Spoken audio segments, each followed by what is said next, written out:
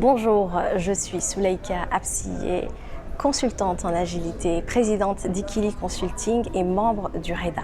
Le REDA, qui est le réseau des entrepreneurs de la diaspora africaine, s'est déplacé dans la région des Grands Ponts, en Côte d'Ivoire, pour former les entrepreneurs, les jeunes entrepreneurs et les femmes de la région des Grands Ponts. Le rôle d'Ikili consistait à tout simplement mettre à disposition nos outils de formation pour les entrepreneurs et nos outils de coaching. Et donc c'était vraiment très enrichissant. Il s'agissait également de sensibiliser les équipes de la région des Grands Ponts aux méthodes agiles et aux techniques de formation plus interactives. La mission s'est organisée en 4 jours. Le premier jour, il s'agissait de faire un gros travail d'alignement avec les institutionnels du conseil régional. C'est-à-dire qu'au début, nous avions planifié en amont du déplacement une formation, une semaine de formation. Et il s'est avéré que dans la réalité terrain et en discutant avec les institutionnels du conseil régional, il a fallu ajuster et réadapter le contenu de cette semaine de formation. Deuxième jour, nous avons tout de suite commencé la formation avec les jeunes entrepreneurs de la région des Grands Ponts. Souvent, ils sont dans des secteurs de l'agriculture, de l'élevage, de la pisciculture. Donc autant vous dire que ce sont des domaines que j'ignore totalement, mais c'était très enrichissant puisqu'ils nous ont parlé de leur réalité et de leur quotidien. Pendant cette journée-là, nous avons constaté un besoin de financement. En tout cas, le besoin de financement était très prégnant. Il revenait à toutes les discussions. Il a fallu vraiment qu'on l'évacue assez vite puisque notre apport consistait à la transmission d'outils, à la transmission de méthodologie et au partage d'expériences, tout simplement. Ils ont aussi exprimé des besoins en formation technique dans leur domaine respectif, c'est-à-dire qu'un élevage de poulets nécessitait des techniques très précises que nous, dans le réseau REDA, nous ne pouvions pas leur apporter. Mais en tout cas, nous avons récolté ces besoins-là pour les faire apparaître dans les recommandations faites au conseil régional. Le troisième jour, cette fois-ci, nous avons travaillé avec les femmes entrepreneurs de la région des Grands Ponts. Des réalités, mais totalement différentes de ce que nous avons vu avec les jeunes. Elles sont vraiment ancrées dans le quotidien, elles sont vraiment très terre à terre. Et les problématiques que nous avons remarquées, c'est les difficultés à épargner.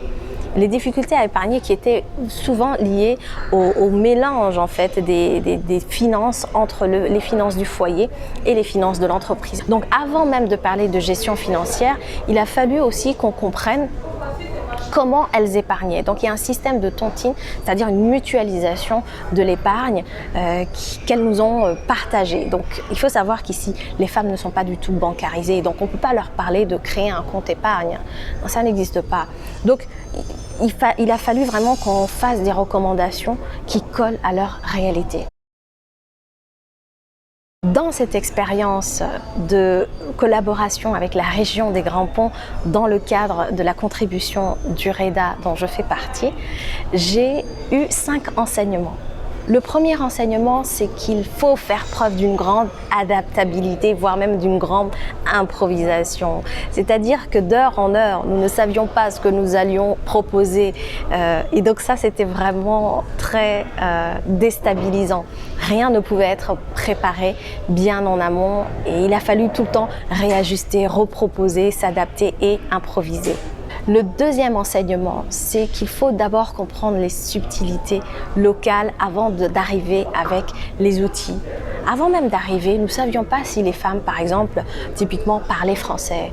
Donc on ne peut pas se projeter sur des outils complexes alors même qu'on ne connaît pas leur niveau.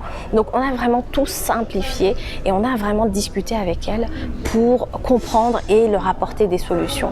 Il faut aussi savoir que les solutions elles-mêmes, elles s'apportaient les unes les autres parce qu'elles se connaissent bien, elles connaissent connaissent très bien leur réalité. Le troisième enseignement, c'est que les finances représentent un sujet récurrent dans les discussions, comme si tous les problèmes venaient du manque d'argent. Donc il a fallu aussi les sensibiliser sur la notion de frugalité, de faire avec peu, de commencer avec peu et petit à petit de poser les pierres et les pas les uns après les autres. Le quatrième enseignement, c'est la gratitude qu'ils nous ont témoigné. Ça, c'est vraiment fou, quoi.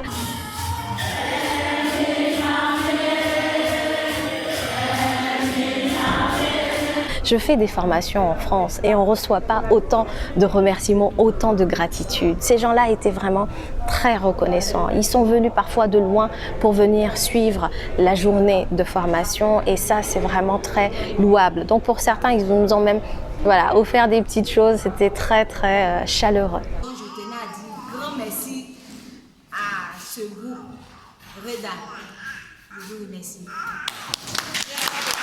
Et enfin, le cinquième et dernier enseignement, c'est la force du réseau Reda, la capacité de plusieurs individus, de plusieurs experts à venir coordonner et travailler ensemble autour d'un projet.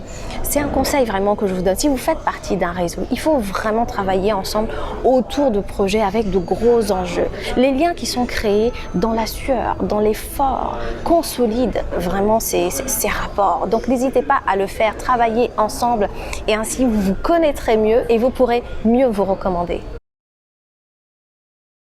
Les prochaines étapes avec la région des Grands Ponts, c'est que nous allons continuer de travailler dans la formation. Nous avons déjà mis en place une session de mentorat, c'est-à-dire que les groupes avec qui nous avons travaillé dans le cadre de la formation, nous les avons gardés dans un groupe WhatsApp qui va nous permettre de suivre et de les mentorer. Il faut savoir que nous avons différentes expertises au sein du REDA, donc on va créer des liens avec les mentees, avec les jeunes entrepreneurs et même aussi avec les femmes. D'ailleurs, nous leur avons conseillé justement aux femmes de nous faire des vocaux. Si elles ne savent pas écrire, nous pouvons quand même communiquer malgré tout grâce aux vocaux. Il s'avère aussi que l'équipe du conseil régional nous sollicite pour venir apprendre des méthodes agiles, des méthodes de formation plus interactives. Donc vous voyez, le projet a pris vraiment une autre dimension. Et l'expérience a été vraiment enrichissante pour tout le monde. Donc si vous aussi, vous êtes une institution d'un pays d'Afrique, d'ailleurs j'en appelle aussi aux institutions djiboutiennes, je suis originaire de Djibouti, n'hésitez pas à solliciter le réseau REDA pour venir vous aider à former des entrepreneurs, à trouver des solutions locales parce que le collectif est là aussi pour venir contribuer au développement du continent. Je vous dis à bientôt. On prend ça à deux bras, on prend le courage à deux bras et qu'on exerce. Il faut qu'on exerce cela. Même si tu ne comprends pas, demande à ta camarade. C'est qu'on est parti là-bas, là. En tout cas, quelque chose m'a échappé.